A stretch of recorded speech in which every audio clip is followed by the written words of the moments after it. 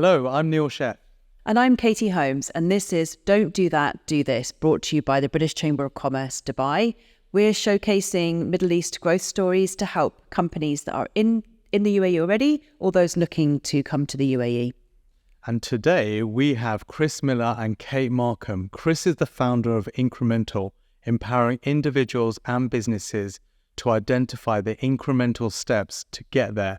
And Kate is the founder of ThinkSmart Software, an online class management and booking system for children's activity providers. Chris set up his business around 4 months ago, and Kate just set up her business 3 days ago in Dubai. So this couldn't be a better time to speak to both of them. We're going to be talking about setting up a business in Dubai. I know there's a lot of people interested in registering their business in Dubai, so this is going to be a relatable and a deep dive. So to hear this episode and all of the other episodes that we'll be uploading, you just need to follow our social medias and go on to YouTube. And also, we want to hear from you. If there's a story that you've got that's particularly burning that you want to share that will help others looking at to the region, or indeed there might be a guest that you think that we can maybe get on the show, we'd love to hear from you. So you can just email us at the British Chamber of Commerce Dubai. Thank you. This podcast wouldn't have been possible without the following teams. Rightfully for storytelling and thought leadership, Studio Red for the quality podcast studio and video production, and Sherbet Lemon for branding, social media design and editing.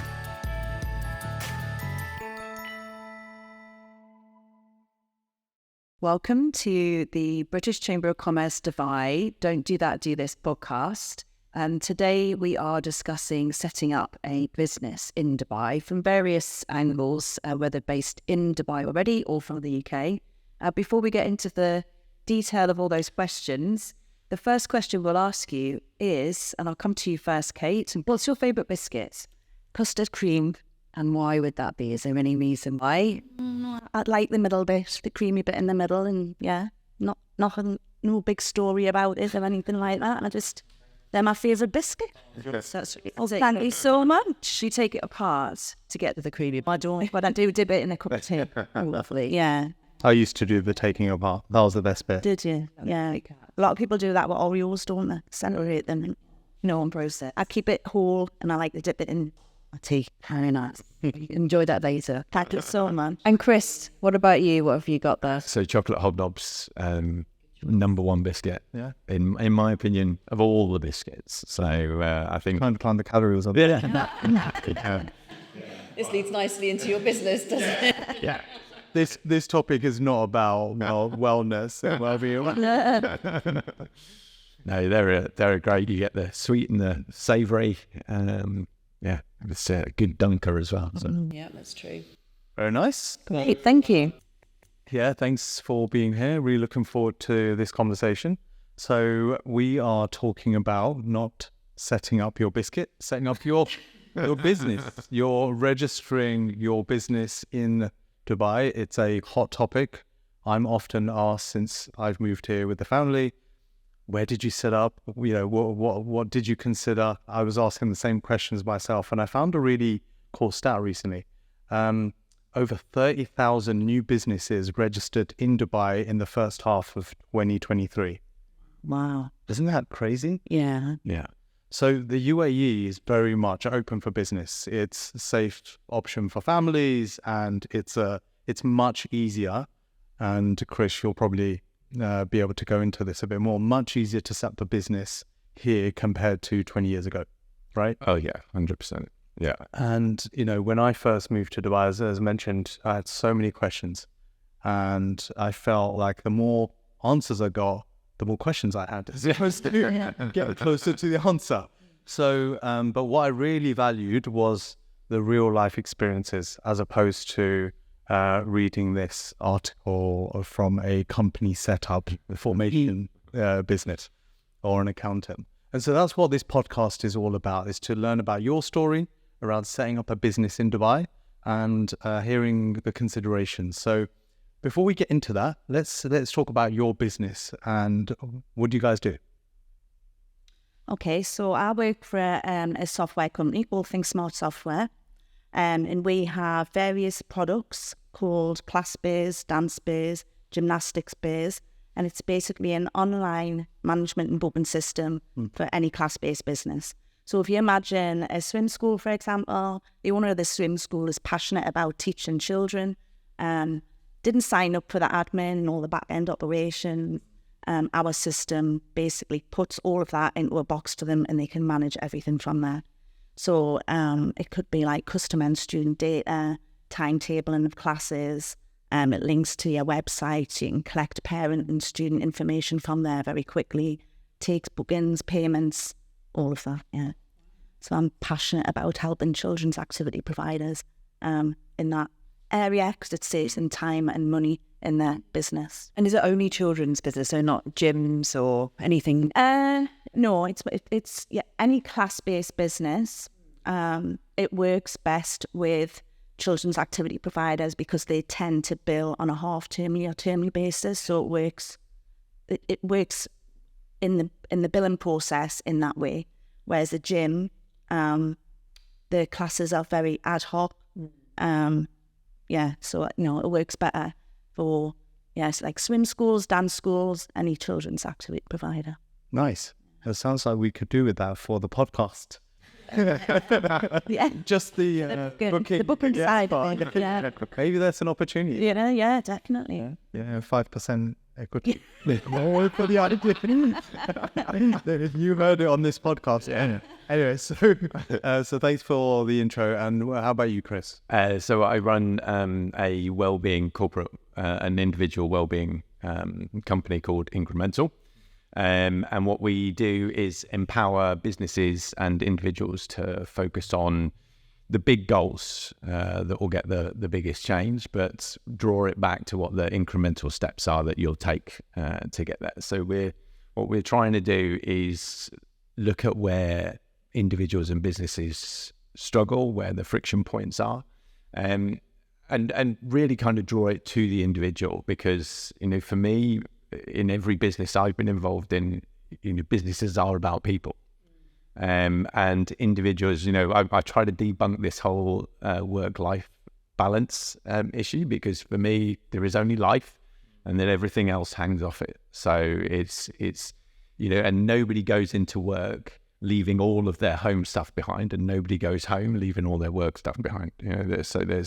And everything impacts on everything else. So it's trying to see what are the actual points of friction for people that are impacting the business they work for or the business they run, and then looking at the strategies, day-to-day strategies that will help improve that.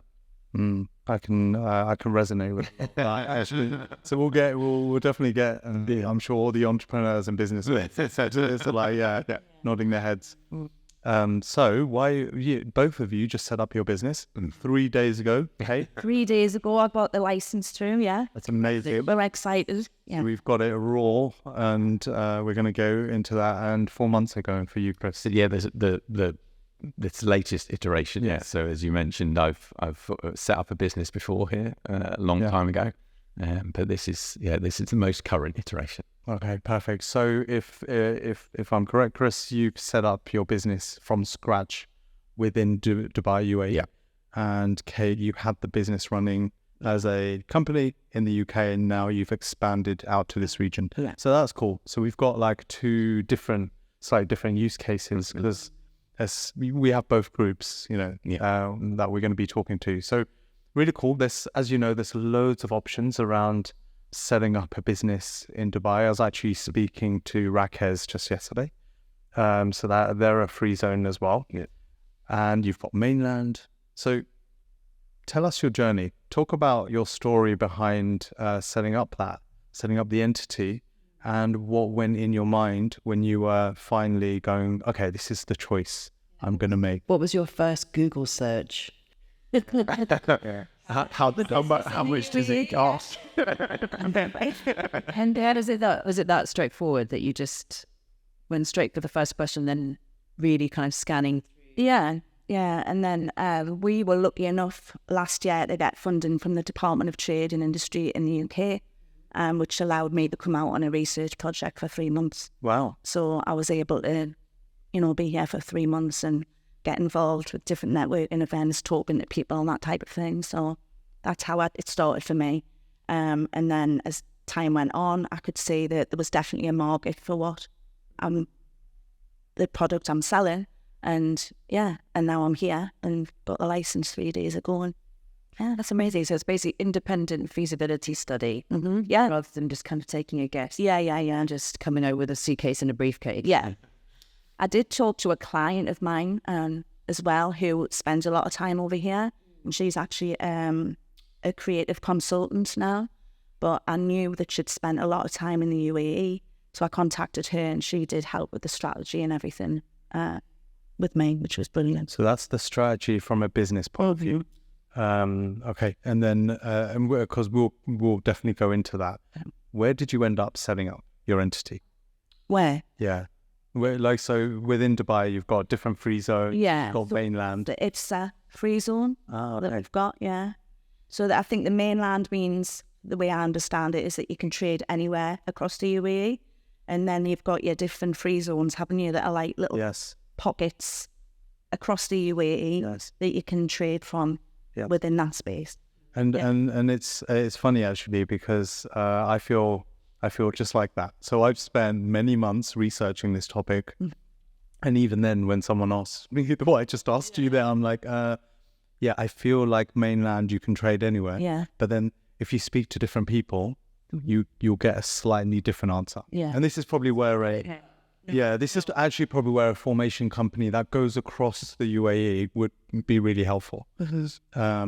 But when you went to, let's say, IFZA, what was the experience with that, and why IFZA, or was it because it was just, hey, this kind of makes sense? Yeah, no, the consultant I was working with, she then recommended a company out here in the UAE to help with the setup, and that's just the way we did it. Yeah, so it was a recommendation. They guided us through the whole process. Yeah. It's been great, but there's been a lot of it is confusing, and there's been a lot of hidden costs that we didn't expect at all. So I feel like when people say, I feel like it's a bit like the tourist mentality in the UK. Everyone's like, oh, that's amazing. You're going to go and work in Dubai. It's tax-free. Set up your company. I'm like, it's really not. It costs a fortune to set up a company in the UAE. In the UK, you pay, I think, £250 a company's house. Yeah. And that sets your business up, and that's that. Yeah. But out here, you've got the business license, which has cost us, and forgive us, because I'm going to do this in pounds, because I haven't quite worked out how to do it. Yeah, still in UAE. Pounds. I've been I'll take it back.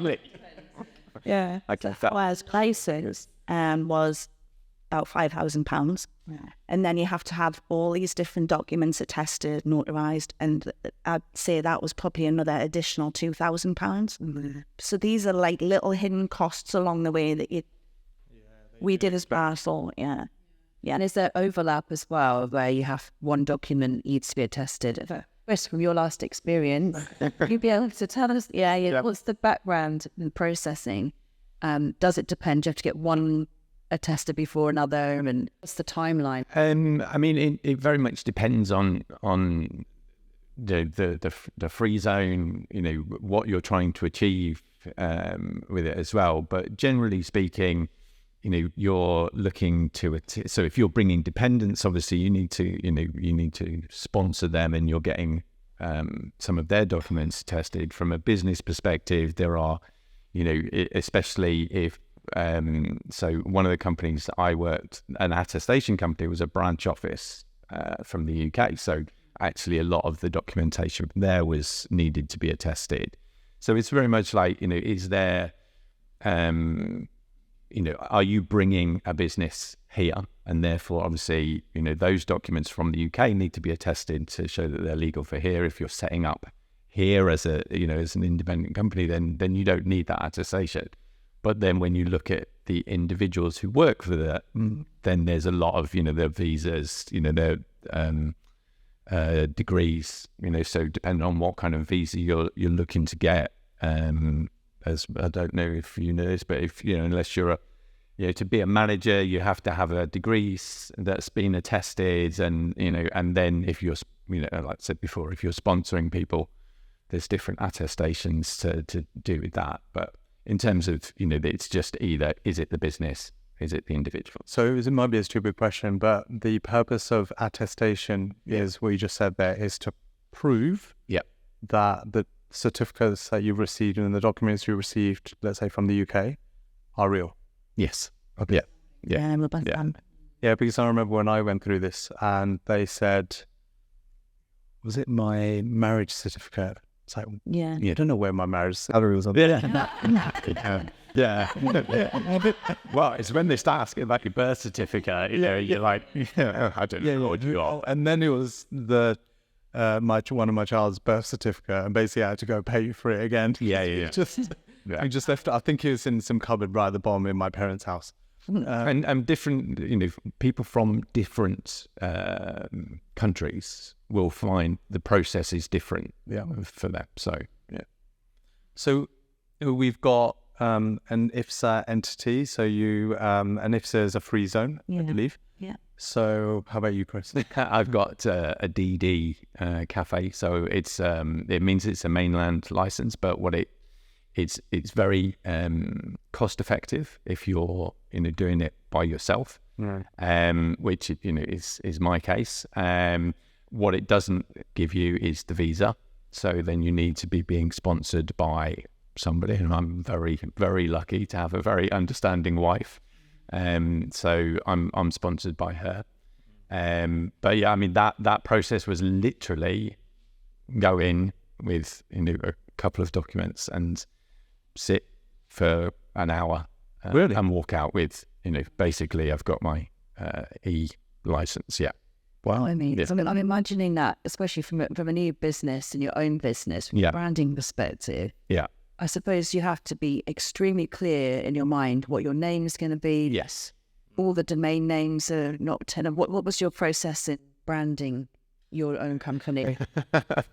I mean, for me, I think this, as I mentioned before about the company, it is very when I was younger, I did a lot of endurance events, and it always stuck with me that as much as the idea is you get from one point to another, you only get there by taking steps. And every step counts because every step gets you a little bit closer.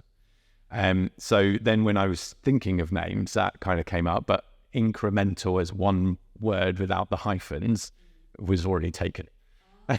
.com. So then Process of elimination then. the hyphens in, and then it actually made more sense to me in that because of the way it's broken up. Yeah. But I mean, I looked at different free zones as well, but for me the cost was prohibitive, and I know a few people who are how much the 10 solopreneurs. And they'd said how easy it was through the DD cafe, and there are various parts of that that don't help, like not having the visa obviously creates another cost potentially. But for me, I was like, well, okay, let's this is a process of getting this business off the ground. I just need it to be as cost effective as possible, and they were great, and they're very helpful. Again, I think with some of the free zones, you don't always get told the full story straight away. I know somebody else who's gone through the DD cafe, and then when they've pitched for some business, that business has turned around when they've presented their trade license and said, no, we can't trade with you. But then talking to the DD cafe, that's that person's choice. That business's choice is that they will trade or won't trade. From the DD cafe perspective, you can trade with whoever, as long as do they both offer like you were saying about communities? You wanted to get to know as many people as possible. Yeah. In your new setup, do those setups do you meet other businesses? Yeah. Do they connect to? Yeah, and I can go on hot desk from there as well. Right. So that's good. I haven't done it yet. Obviously, I've only been here. Where is it? It's here. I think it is. That's fine. Yes. We're in the hood. Yeah. You could go and say I like it. And that say I know. Yeah, but no, I haven't explored that yet. Because obviously I'm still finding my feet, 3 days in. looking for Yeah. somewhere to live and all this type of thing going on at the minute. But yeah, I will do them. The WeWork is good. You know, that whole process where it's a community, but everybody's there and it's hot desking. Yeah. They live together. Like they do so much. Yeah, Like a mini ecosystem. Yeah. Which obviously the British Chamber of Commerce to buy. yeah, For you. yeah. You just need office space now. More office space. But yeah, my first ever networking event was with, I'm going to say BBG, but I'm Brandon. Yeah. Yeah, and I met a girl there called Jo Barnes, and we've remained friends since. Yeah, and I've done a few networking events with her now, but yeah, I took my first selfie on Instagram with Jo. It was my first ever networking event at the BBG. Joe knows a lot of people. She's Serial networker. Yes. We'll make sure this clip goes to Joe. Yeah, God, it's amazing. Sure. Tell us about the costs with DD. So I think it was, off the top of my head, it's split into two parts, but you'll have to forgive me because I can't quite remember, but it was about 1,700 dirhams for the license. That's really cheap. Yeah. That's like there's 1,000 people joining last year. You know, and that, I wonder if they're still running. Yeah. You know, if you open a business, how invested are you? If you're just, well, not just, but if it's not a large investment, how invested are you? Yeah. Obviously you are, but maybe out of those 13,000 joined. Oh, I mean, what's the stat on new businesses? Like 75% or something don't reach year 3 or something crazy, isn't it? Yeah, I think, and I was just meaning Rakhez, who's Russell Kyman. So to give some context, people will also look at other places around the UAE. There's and there's Sharjah, which is really popular, I think, for freelancers, essentially because of the cost. And then there's also Rakhez, who and they were sharing some of their numbers, and it's crazy. I was blown away, just their monthly new registrations. So 1,700 seems too good to be true. 1,700 dirhams or dollars? Yeah, dirhams. Yeah. Wow. Yeah. Okay. I've made a mistake here. You know, you are slightly limited in certain aspects of it. You know, I mean, like I said, I'm very, very fortunate that, you know, I'm in a position where I can be sponsored by somebody. So the visa cost. So we should break this down. There's when you're setting up a business in the UK, it's let me go get a limited company. And I think what you said earlier, 250. Even that felt expensive. I think if you did it yourself, Chris style, you could probably go for £20 or something like that in the UK for a limited company. I'm just guessing it's really cheap, like even £250. Whereas in Dubai, you got free zones who will charge their own licensing fee, right? And then there will be a visa fee, generally connected, and you have to have both. And then there's mainland, and X amount of years ago, you could only get a mainland license if you went 50-50 with a local Emirati, right? Yeah. Oh, 51.49. 51 with the Emirati. Yeah. Okay, great. So Companies. Yeah, and then they changed those rules, so you can now get a mainland license, which is a really big thing. Yeah. And actually, I just found out about the DD. So you can either go. Traditionally, you will go to a company setup formation, business, and they'll set you up and consult you and make sure you're making the right decisions. And then there's DED, this cafe, over in, where is it over? It's down near Jumeirah Mosque. Yeah, around there. Yeah. And you can just book an appointment and have your company set up with them, right? Yeah, and they're great, but they'll do both. So they can set you up as you get the visa, you do the whole company setup. I mean, for me, it's literally just enables me to be, an official company, as it were, but it's only me. I can't have employees. I don't have workspace. I don't have the community. I mean, I'm very lucky because, I've been in the UAE 16 years. I've got quite a good community already. I mean, especially you can say BBG. BCCD doesn't quite roll off the tongue. Yeah. Yeah, no, I was. Be out this morning and I thought I'm just not. We're in a transition period. I mean, we're trying to do that for this podcast, aren't we? Like, don't do that, do it. Yeah. It just, Avoid the acronym. no, I don't. But and community is massive over here, especially I think for people like myself who are working, by themselves. I mean, because otherwise I sit, alone in my office, trying to to do everything, and I think that's one of the biggest struggles. When because it is cost effective, absolutely, and like you say, you go in, if it's an hour, it's probably more than it actually is. But then there's all the other stuff that you need, it's like, and where do you find that? I mean, stuff about VAT and, I mean, how is corporate tax going to, impact me as a business when I don't even know how much I'm earning at the moment, So, But do you get an office as part? You don't get a co-working space, no, right? Like, no. okay. I can go down to the DD cafe and sit there if I wanted to, but Well, you could just go to your local cafe. yeah, all right. So it's not community. No, it's not community. And they don't force you to have an office. No. Or a virtual office. No. Because that's another thing. Yeah. When you're considering setting up a business, Yeah. right? So you, whilst the listeners at this point might be thinking, let's go Chris's route. Actually, you get the co-working space as part of your fee. Yeah, and the address there, so like a business address or anything, everything gets delivered to there. And then obviously the support of everybody else that's working there. Yeah, that's nice. Which is key, I think, in Dubai. And that- Networking and being on the ground is absolutely key. Yeah. And I've found that the people are so welcoming, so supportive. It's such a lovely environment to be in.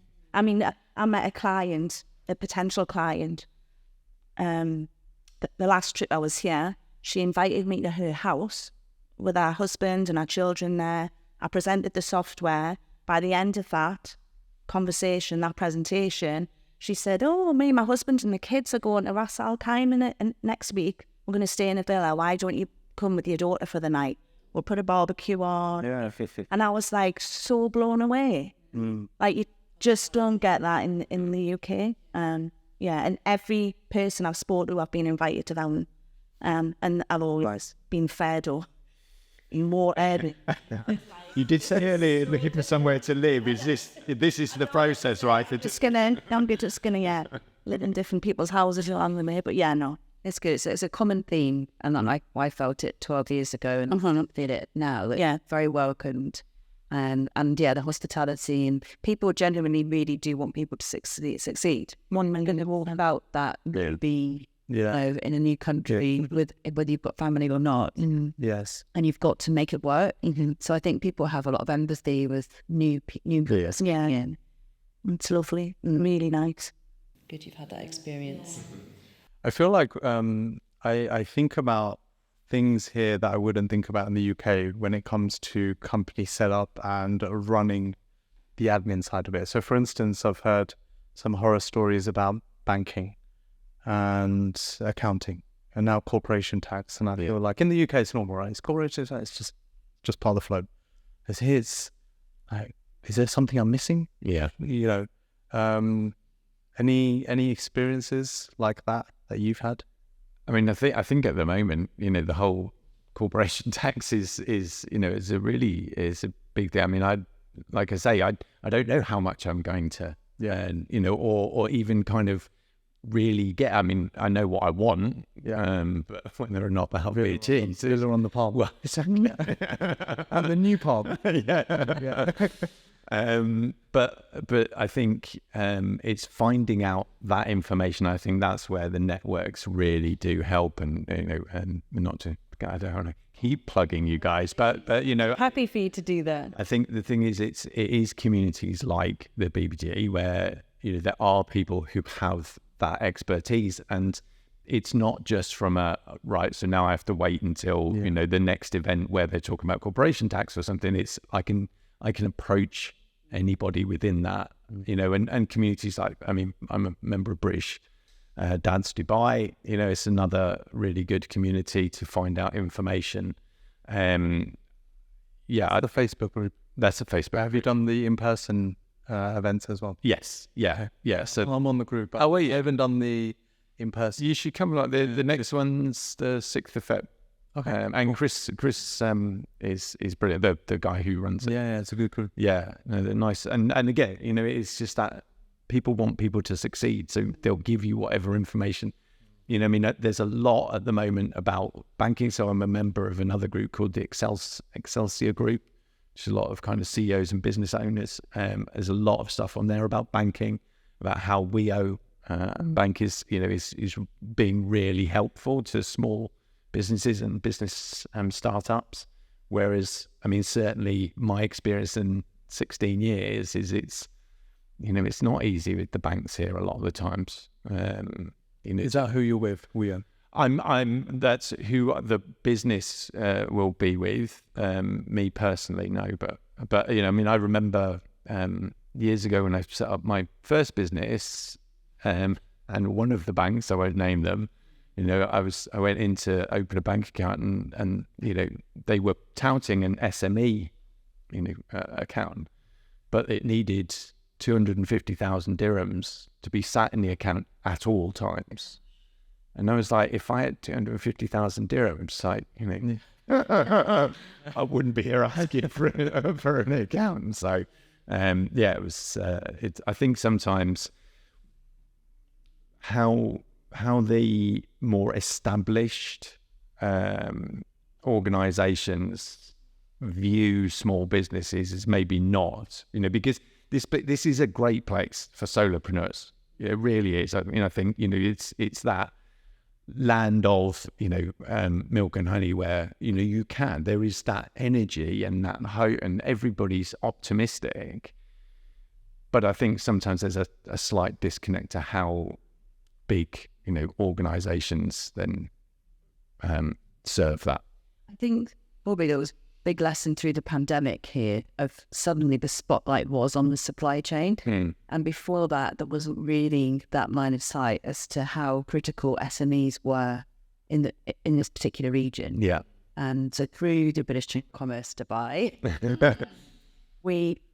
we do see that now, that there's a lot. 60% of our database of our membership is in the SME space. Yeah. But we can see so much more dialogue now and recognition for the role that consultants and SMEs play in the entire economy. Yeah. And I think, it's understandable, right? Big corporations, they're like tankers, they take a long time to turn. Whereas, when you're dealing with a economy that's based quite a lot with, small businesses, entrepreneurs who are moving quite quickly, there's always going to be some lag. Yeah. But I think what I love about here is that when they see a problem, they can do something about it. It's, and that can happen really quite quickly. Whereas, I couldn't have done what I'm doing now 16 years ago when I got here.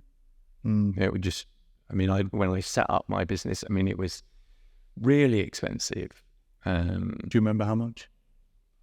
All told, probably around the 40,000 dirham mark. So around £10,000. Yeah. So, and again, that was me. I was a personal trainer. But I was around that, so, about 12 years ago, I was looking at freelancing myself, and it was the same thing. And I noticed that it was exactly the same cost for me to set up as a shop.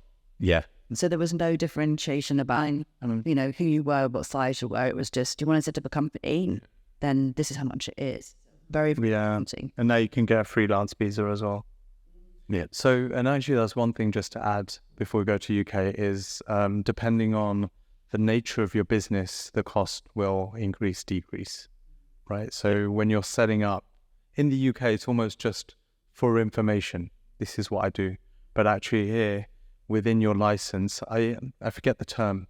Maybe it's the activities. The activities. Yeah. You have to list and state the activities of your business, and you have to stick to that. Yeah. And when you invoice a client, they will make sure that your activities are in line with the nature of your work. And I think you can have, is it 3 activities per? Yeah, something like that. Oh. So that's another consideration. How about you, Kate? Any interesting stories? In your 3 days of 3 days of being here. Any unexpected bills? Oh yeah, I've had Nice segue. I've got Because I didn't know that. I got an email this morning for another bill of 1,700 dirhams for my visa. So basically, if I'd applied for my visa from the UK, that would have been fine. I wouldn't have had that bill.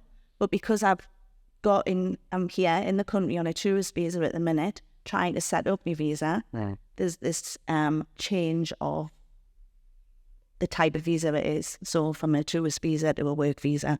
So now, I've just been hit with that bill of 1,700 dirhams this morning. So the bills come through IFZA so that you know that it's not a scam. Yeah. No, there's a star. No, yeah, there is. Yeah, maybe we can look at it live on this podcast. Gonna assess it. But so what you're saying there is, would that bill have happened anyway? Because you're switching from tourist to now, you would have had to get a visa. If I'd been in the UK, apparently I wouldn't have had that bill. But because I'm here and they've got to change it. Yeah. That happens when family come over. If they want to extend their stay, often we'll say, extend your stay outside of country, because the moment you come here and you extend it for an extra month, it's extortionate. Yeah. Do you just tell them that? Was it? No, it is. That's a good tactic. Yeah. You have to be out of here for at least a month. And you know that 10 days grace period? I no longer exist.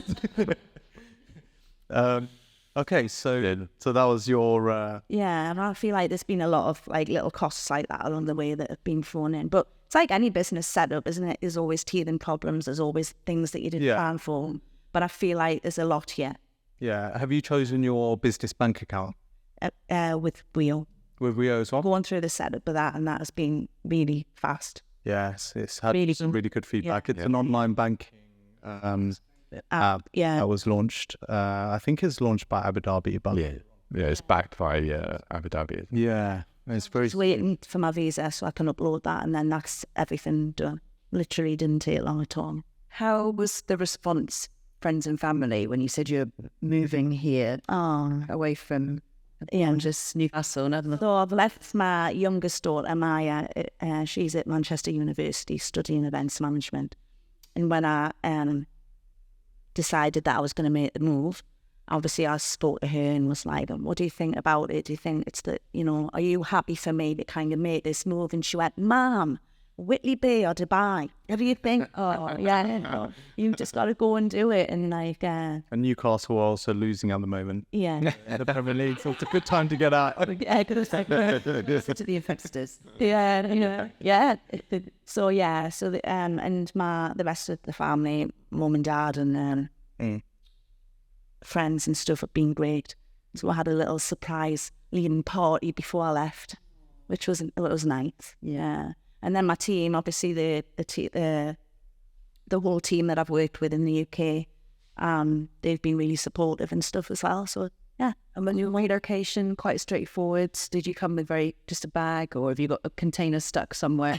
No container stuck anywhere. I did bring lots of shower gel because it's really expensive here, isn't it? And tea bags, Lauren said. Bring tea bags, man. Coffee. It's like as if there's like no shops here or something. Yeah, so no, it's been absolutely fine. I've moved in with her. She lives on JVC, and then we're looking for somewhere else. Yeah. Yeah, good luck. Yeah, these biscuits cost like £10. What about you, Chris, with your 16 years into the UAE? Do you miss parts of the UK, or do you manage to get back quite a bit? No, I have to say no. I mean, here feels like, but I've always been, had a kind of fairly strong wanderlust. So, I mean, we go back most years, the summer for a little bit at least. But again, the first few years we were here and we'd go back, and then you'd have, everybody wants to see you, so you'd end up traipsing around, and it's no holidays. So, then it started to get a bit you get a bit more, right, well, we'll be here. Yeah. If you want, we've already done the travelling bit. If you could come and see us, that would be grand. But no, I to be honest with you, there's not really much I miss about, and even less these days. I think, I think what, like I said before, what I love about being here is, the sun shines for one. You feel safe, and there's always that optimism. Even during the pandemic, it was like, right, this is what we're doing. And you just, and I love a good rule. So if somebody tells me to do something, I'll do that. Compliant Chris. Yeah. Well, and so, I just feel that optimism that's here. And when I go back to the UK, I don't, and, a perfect example of that, my wife's sister, her husband have just moved over with their 2 kids. They lived here before, they're back again. They're going through the whole company setup thing, and they're having, that you get told one price, and, actually then bits start getting added to that price, and it's costs that you weren't sure, but, it's just a great place to be if you've got that spirit in you that wants to explore and wants to, be part of something. You feel like for me, I feel like I'm part of something with Dubai. Yeah. You just genuinely get that. Yeah. And it's positive. Really. Yeah, it's a really nice way to put it. And I think just on that note, there is a lot from the outside, this kind of feeling of FOMO, and we're sitting in a region outside of the UAE, and they can see everything happening here. It's the glamour, the nice weather, the sun, all of that really helps. Yeah.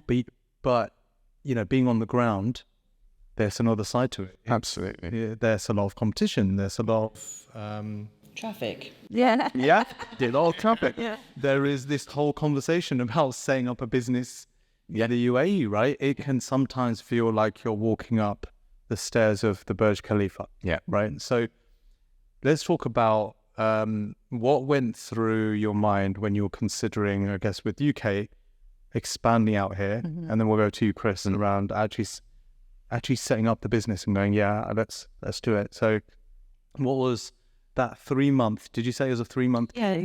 Like that research. Break that down for us. So, okay, I'm gonna go back a little bit, if that's all right. So in 2010, I lost my husband, 2 girls. So then I was single mum, bringing the girls up.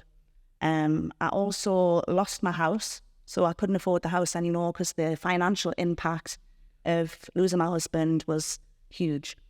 So, but I wanted to stay in the home because I wanted to stay in there for the girls, because I thought that's where the memories are of their dad and for me and everything at the time. So I did. I stayed in that home. I ended up getting what in the UK is called a mortgage rescue. So what happens is you rent it back, and I stayed in that home because I thought I was doing the right thing for them. So 3 years ago, Lauren decided, that's my eldest daughter, that she was going to up and leave and come out here and be a teacher. That's what she wanted to do. Maya left. She went to Manchester University. So then I was left on my own in the home. And I feel like I've probably been very suppressed in that environment for a long time now. I hadn't realised it until I got the opportunity to come out here for 3 months last year. So when I was here, I just started to feel really elevated, really happy, like going back to all the positivity and everything that it is here. So for me, that was it. I thought I've been in the wrong environment for too long, and I was going on Zooms with my team in the UK, with my daughter, and everyone was going, "Mum, you're glowing. You look so happy." And yeah, so it's kind of what propelled us to. Well, I was a bit here, and I remember you coming, and thank you for sharing that personal story as well. I remember you coming to one of our events. I think it was one of the first events that you came to. And I remember just thinking, I didn't know that about you. I just thought how brave you were coming to a room. I mean, it was also an all-female event, but it wasn't for everybody. Yeah. But yeah, straight away you were chatting, and a perfect opportunity to sit and mingle. Yeah, so well done for doing that. Thank you. I think it was just because I just feel so much more confident and so much more happy here. And the UK, I feel, is controlled by the media. It's very negative all the time, whether it's the news, the newspapers, social media, people complaining about the cost of living crisis, which they've got every right to.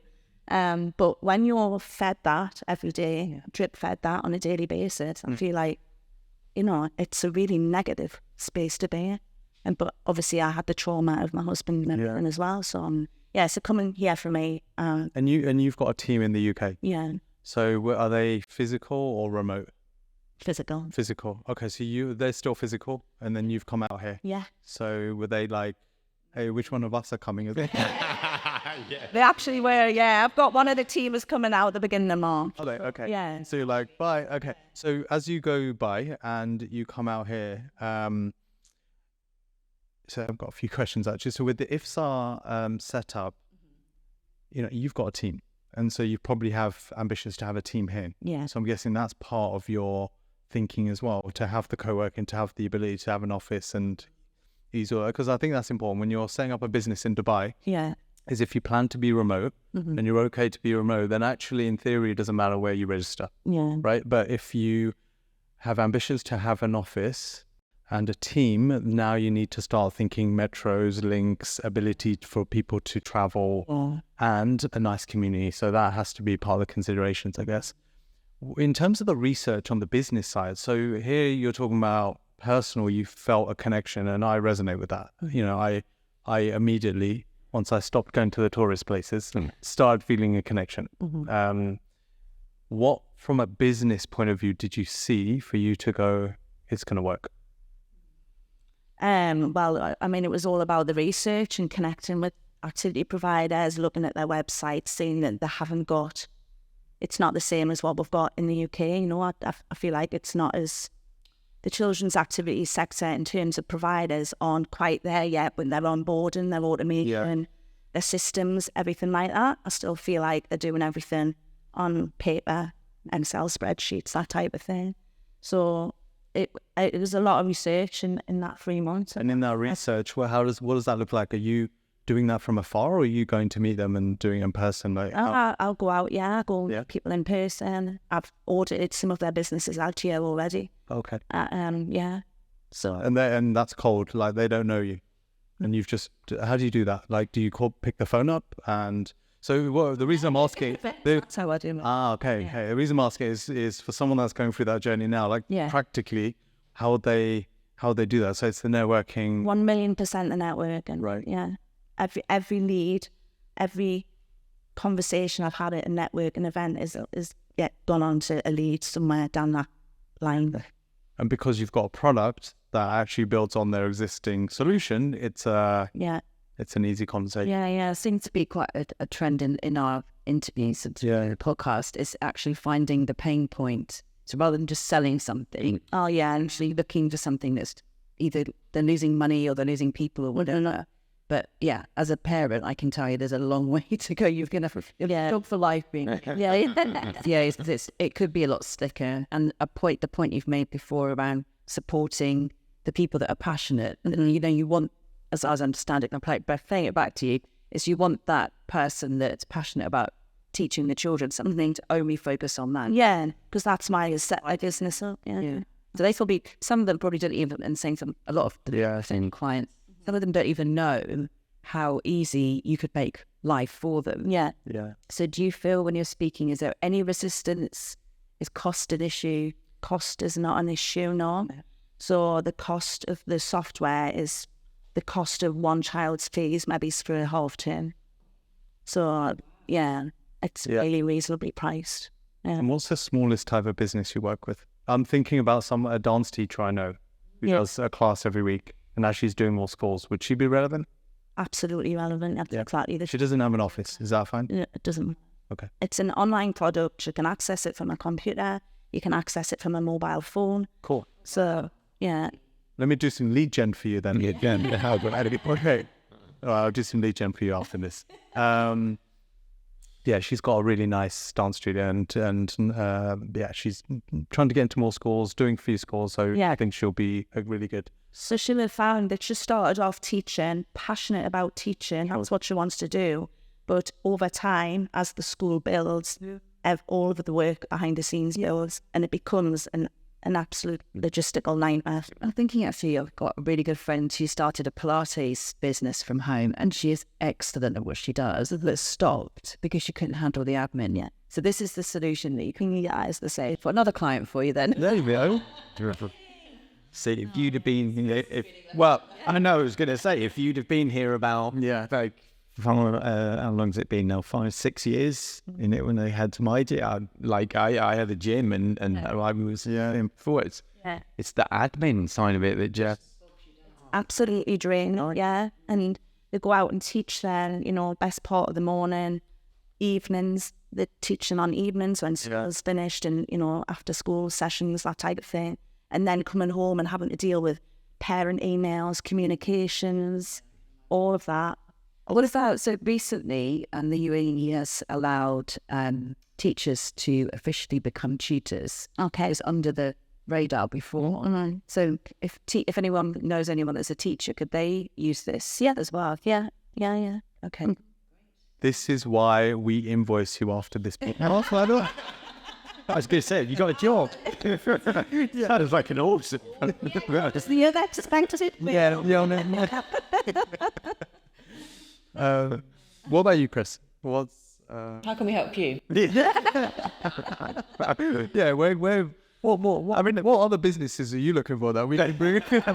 Yeah, who's your dream client? Yeah, I mean, it's a difficult one really, because I do workshops and programs.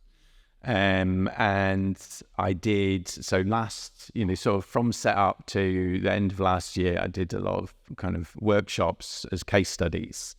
And what I found was, from the feedback that I was getting from the people in the workshops, was that the workshops weren't long enough because I was doing like an hour, maybe 2, but also that it was giving people just that breathing space to kind of step off the treadmill of just kind of going, right, go into work, do what I'm supposed to be doing, go home, cook, bedtimes, whatever.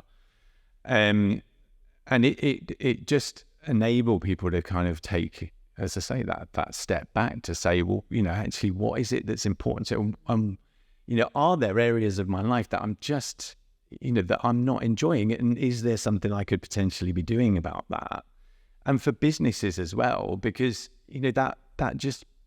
that sense of taking the brakes off, is, for the individual, feeds into the company in terms of productivity, the relationships. And, because I've got a workshop, a 3-day thing coming up soon, and that came off the back of some of the case studies. And what they were seeing is that the team that they've got is kind of working dysfunctionally, but there's no understanding of, well, is that particular person, let's say, struggling at home? There's no, and one of the things I worked with, I was very lucky to work with Transport for London when I was back in the summer, and one of the bits of feedback that I got there was that they just didn't know, they work day to day as a team, but they didn't know the things outside of work that were impacting how they were reacting and how they were working,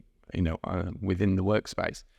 So, I mean, for me, it's, I don't want it to be just companies who are really struggling, but it's, I think from when you look at everything that came out of the pandemic, I think people are starting to realize just how full their stress buckets were, to then have all of that stress, whether you got ill, didn't get ill, were locked for, away for however long.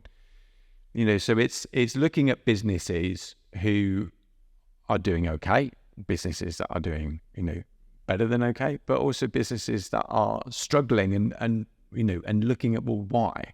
So one of the things that I'm doing at the moment is putting together questionnaires and research that I could go into companies and say, right, we'll just do this and we'll see. And if there aren't any problems, happy days, right? You just crack on. If there's not issues that I could help with, from looking at individuals, then that's great. A free review. Yes, yeah. So we'll just start with that and say, well, look, if there are issues, if people are finding that, maybe they, life balance is a bit out of whack, then there are things that we can do about that I think a lot of the time, because when you're in a business, and I know what this is like, you are so in it, you forget to, and that's leadership teams, that's individuals, within the teams, that's business owners and, company wide. So, I guess that doesn't really answer who it is I'm looking for. Well, it sounds like everybody. Yeah, I mean, what I'd like to do, what I'd like to think is that everybody can make life a little bit more enjoyable for themselves, and from that, everything else around them gets better. Much of boundaries plays a part in when you're doing those incremental steps. In terms of For the individual, so when they're setting their boundaries, in terms of whether they're doing too much in one area, how do you? I mean, I think it's very much about being aware. So one of the tools that I kind of use some of the tools from is a thing called ACT, which is acceptance and commitment therapy, and it's about accepting your situation, right? I mean, I think sometimes if you say to somebody, well, how could we make your life better? It's like, well, let me not go into work, let me lie in bed and watch Netflix or whatever.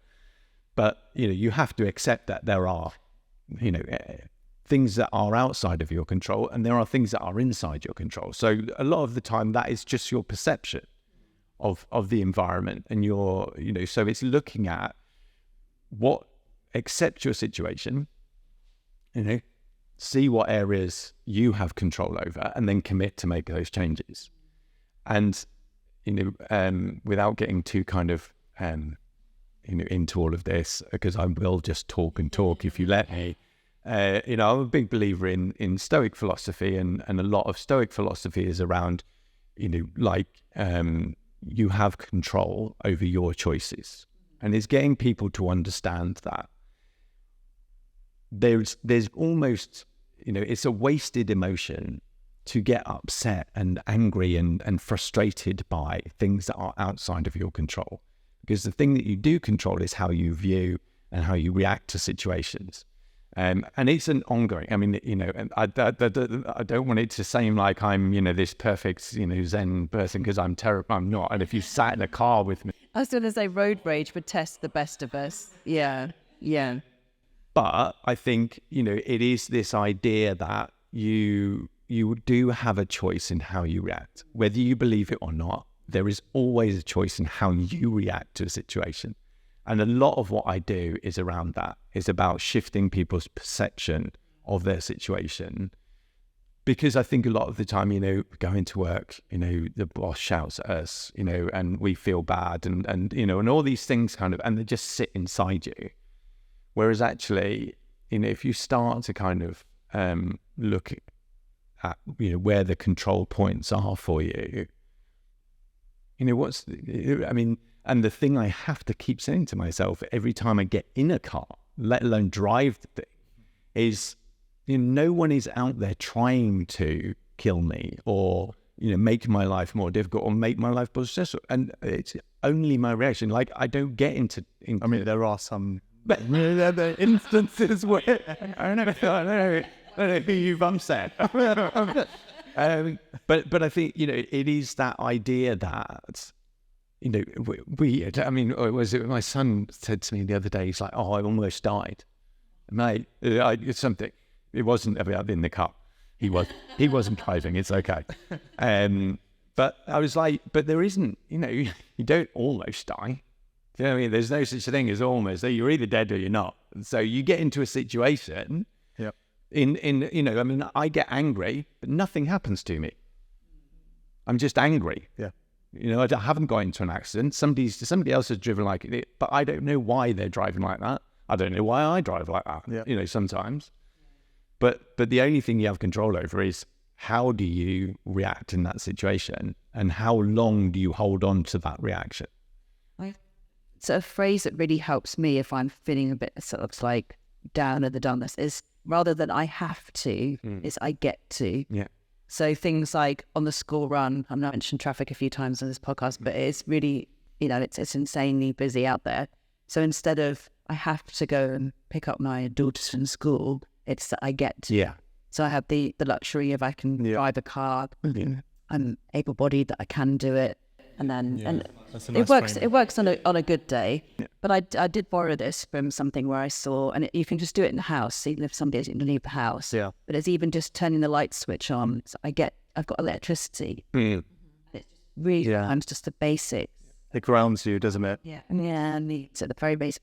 And I think Dubai, whilst for all its glory, there is constant FOMO, and especially on social media. And I actually love being at home at the weekends now, but there was a time when I would feel really anxious if I wasn't out and about and doing stuff and keeping up. Like it's hot, it's sunny, in the UK at the moment. The sun's out, you're out. You're out. Yeah. So what incremental steps did you take to grow your business? Very good. I like what you did that. Wow. So again, network as we've mentioned is been massive for me. It's literally all the work that I've got is from network connections or LinkedIn. I mean, I know the guys from Complete, Tom Smith. I went to one of his things that was put on by the BCCD, and how big LinkedIn is here and regionally, compared to other places in the world is huge. You kind of have to be on LinkedIn.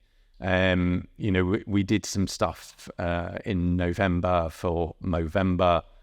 I mean, I was inundated by people wanting to help and offering their services, and then got work, paid work off the back of that as well. So, those are the steps. And for me, I am a procrastinator and I do get easily distracted. So it is very important to me that I map out, what I'm doing each day, each week.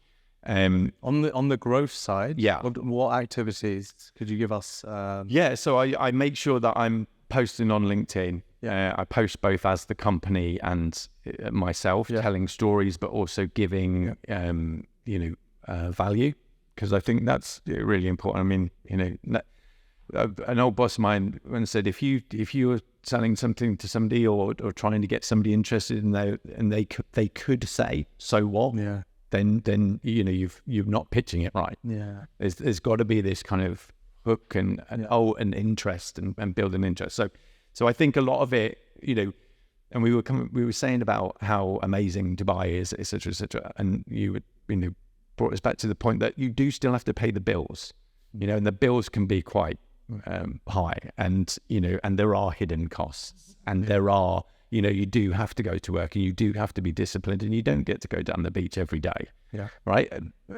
Unless you're really lucky. Yeah. I think a lot of people see here, especially you come from the UK and, everything's negative, and you see here and it's all, so, but it's still a place of work. It's, life it still goes on. So I think, for me, for growth, it is looking at, it's the long term. You've got to build that pipeline, and that's networking, being active in network groups. It is, being active on social media. It is, not being afraid to contact people that you don't know, because a lot of the time, one of the good things is that, with those connections, you might not know that person, but you do know somebody who knows that person. Yes. And it's second degree connection. And I think, like you were saying, Katie, earlier, everybody wants to see you succeed. I work in a really, really saturated sector, as I am finding out. And maybe I should have done a bit more research. But, there is still business for me. There's still a livelihood to be got from that, but it's hard work, and that's the big thing about setting up a business, especially, solo, SME, whatever. It's hard work every day. Every single day is going to be hard work. And if you think, you're just going to kind of to get a license and happy days, right? I think you really are fooling yourselves, because it is a daily grind. and some days are good and some days are terrible and some weeks are great and some aren't, but if there's got to be that pipeline and you have to make use of how it works here compared to other places. I think showing up is really key. Yeah. And I like what you said about LinkedIn, because I think there's some crazy stats about LinkedIn, especially within this region, that 100% of people in this region are on LinkedIn. And it's insane. Yeah. And I think you can show up at scale on that platform. Yeah. We actually had a customer of ours, because we're in that space. He said to me 2 days ago, he said, Neil, we target both buyers and suppliers, and the ones that pay our bills are obviously the buyers, but I don't believe they're on LinkedIn, but my suppliers are on there. So we had this conversation. And I think this is all about like setting your own expectations and being realistic. And I said, okay. And he said, so what do I do? Because I know my suppliers, they really like my posts. It's educative, it's useful, and I'm happy with that. But the person that I'm trying to sell this to isn't on this platform. And I said, okay, so, but do you believe that one day, I felt like a coach at this point. I said, do you believe, actually that's an area that I'm trying to move to, is not move to in terms of as a business, but no, definitely not going down the coaching, but I'm impatient. So if I've got an answer in my head, I'll just go, here's the answer, right? Well, I've learned that's not a good thing to do. So I'm trying to be indirect, which is against my personality. So I push myself not to give them the answer. So I say, do you believe that that buyer's connections within the company, i.e. the employees, and maybe on LinkedIn? Said, yeah, I think they probably are. And I said, do you believe that if you ran some outreach over here or met them at an event, they might check your LinkedIn profile to see whether you're legit? I said, actually, yeah. I just said, yeah, I need to be on LinkedIn, do more. So I think we can be really like direct sometimes around, if I do this, I should get this. And if that doesn't happen, I'm going to stop. Yeah. And life doesn't work like that. Right. You have to be able, you have to push in every angle, especially in this region. Yeah. Right? Because everyone's pushing. This is not, people aren't sleeping in this region. If you're growing a business, you are growing a business. Yeah. And that's, I guess, where you have to just get used to. So, there's Adam Ashcroft, so I do a bit of work with him. So, and he said to me, and I know he got it from somewhere else, and that person probably got it from somewhere else, but it's this idea of being, what is it, an inch wide and a mile deep. yes, You have to figure out what it is that you're doing, and you have to do it, really well. But like we talk about coaching. I mean, there's a gazillion different, types of coaches, doing different, even if it's like corporate, or executive coaching is, well, what type of executive and what sector and blah, blah, blah, and it's, so there is plenty of business out. I mean, I found this when I was personal trainer, back then I didn't necessarily get the sense, because back then I think a lot of people, especially personal trainers, they'd like hold on to their clients for dear life. Like, they didn't want to kind of collaborate. They didn't want to, if they couldn't handle a client, they'd just work more hours. But, we were always like, well, if we can't help you, then, go and see this person. I still get people ask me, who's a good personal trainer? And I'll still, there are still people in the industry that I know are good, and there are so many more now that are even better, or have filled that pool of great trainers, and it's just, if you do that for people, it comes back. That does sound a bit foo-foo. No, it's true. But I think all it is referrals, right? I mean, the whole karma thing is just referrals. It's you do that, and something else comes back off a bit. so true. Well, we demonstrated today during the podcast that we got some referrals. Thank you so much. It's been such a pleasure talking to you both. Thank you. And for sharing your stories. And Congratulations on your new business. Thank you. Yeah, it's been great having you guys. Thank you. No, I really appreciate it. Yeah, and I hope the listeners have got loads of value from how to, those that are thinking about setting up a business in Dubai, where to register, what free zone, mainland, IFZA, there's DMCC, there's TCOM, there's loads of free zones. Then you've got the other Emirates. So I hope this has been useful. Add your questions. We could always do a follow-up So if you see this on YouTube, see this on any other channel, feel free to add questions. We want to make sure this is helpful. And I'm sure we'll bump into you guys. So thanks a lot for being here. And Thank you. you are listening to the Don't Do That, Do This podcast. And we're going to now send an invoice. Great. Thanks a lot.